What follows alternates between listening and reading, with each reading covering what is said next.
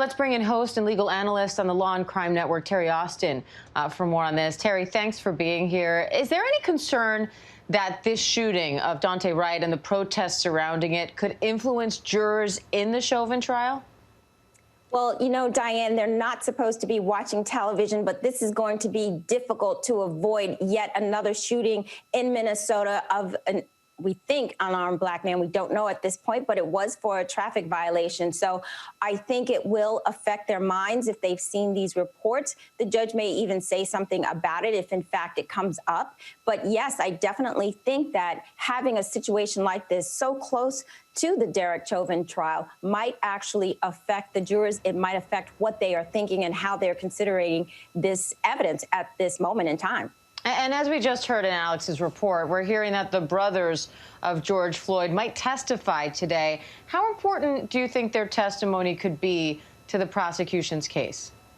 Well, you know, I think it's going to make George Floyd look more like a person. It will humanize him. So far, the prosecution has tried to put on witnesses who saw what happened. Obviously, they are talking about the use of force. They put on all of the police, and then they put on all of the medical evidence to try to show what caused the death of George Floyd. I think now, as they end up the case, they're trying to humanize George Floyd. So putting the brother on, I think, will make jurors remember what George Floyd was like when he lived, his family, his children. And it will certainly evoke, or at least that's part of the intention, I presume, that the prosecution is trying to evoke some sympathy so that the jurors see this individual not just as someone who was shot or killed, rather. I think they'll see him as someone who is human and who was a victim and who absolutely, you know, died at the hands of a police officer. And what else does the prosecution need to do as it wraps up its case?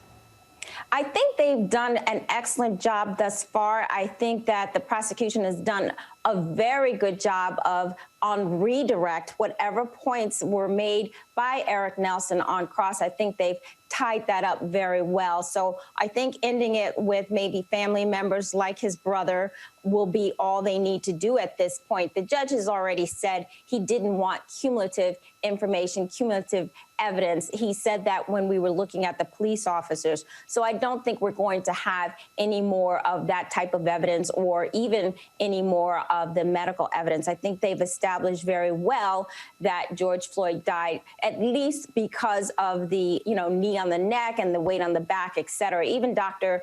Baker, who at first we thought was going to talk about the fact that there was no asphyxia and talk about the fact that the heart and the drugs were part of the cause of the death of George Floyd. But Dr. Baker actually really supported the prosecution's theory that had it not been for the knee and the pressure on George Floyd, he would not have died. Clearly, I think Dr. Baker thought that all of these other factors contributed, but the cause of the death was the fact that there was this pressure on George Floyd. So I think the prosecution has done as much as they can as far as use of force, as far as causation, and now they're just going to finalize all of what they need here with the humanization part of the trial.